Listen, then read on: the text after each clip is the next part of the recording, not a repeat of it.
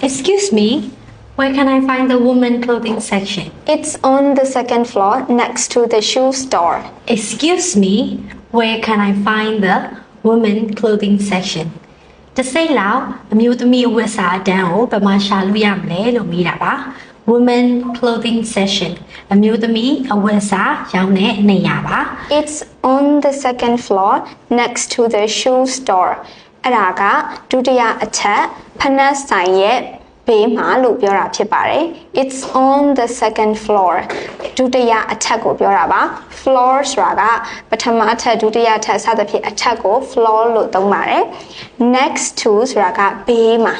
နောက်တနေရာဒီတနေရာပြီးတော့ကပ်ရက်နောက်တနေရာကို next to လို့ပြောပါတယ်ဒီမှာက shoe store ဆိုတာကဖနက်စတိုးပေါ့နော် STORE ကကြ store ဒါပေမဲ့မြန်မာတွေကကြတော့ store နဲ့ခေါ်တာပေါ့နော်ဆိုတော့ next to the shoe store ဒုတိယထပ်ဖနက်ဆိုင်ရဲ့ကပ်ရက်မှာလို့ပြောတာပါ Do you have this in different color? Do you have this in different color? ဒီဟာကိုအခြားအရောင်ကြီးရှိအောင်မလားလို့မေးတာဖြစ်ပါတယ် different color အခြားအရောင်တွေပါဒီနေရာမှာအခြား size တွေလို့ပြောချင်ရင် in different sizes လို့ပြောလို့ရပါတယ်ရှင် Of course you have options to choose from Of course you have options to choose from ရွေးစရာတွေအများကြီးရှိပါတယ်လို့ပြောတာပါ option ဆိုတာကကြတော့ရွေးချယ်စရာကိုပြောတာ option ဆိုတာကကြရွေးချယ်စရာများပေါ့နော်ဆိုတော့မင်းမှာရွေးချယ်စရာတွေအများကြီးရှိပါတယ်ရွေးချယ်လို့ရပါတယ်လို့ပြောတာပါ Where's the fitting room? Where's the fitting room? Fitting room ဆိုတာအဝတ်လဲကန်ကိုပြောတာဖြစ်ပါတယ်အဝတ်လဲကန်ဘယ်နားမှာရှိလဲလို့မေးတာပါရှင် The changing room is over there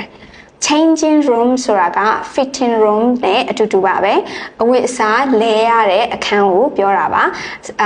အဝတ်စားဆိုင်တွေမှာဆိုလို့ရှိရင်အဝတ်စားတွေပါတယ်ခဏဝတ်ကြည့်လို့ရတဲ့ဆိုင်နေရာလေးတွေအခန်းလေးတွေရှိအဲ့ဒါကို fitting room လို့ changing room လို့ခေါ်ပါတယ် over there ဆိုတာကဟိုမှာဟိုနေရာမှာလို့ပြောတာဟိုဘက်မှာလို့ပြောတာဖြစ်ပါတယ် the changing room is over there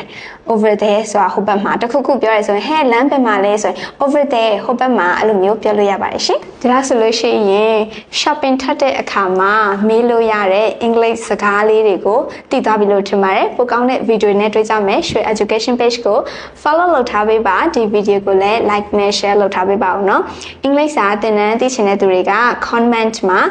SHWE ရွှေဆိုပြီးမှမှန်ခဲ့ပေးပါ bye bye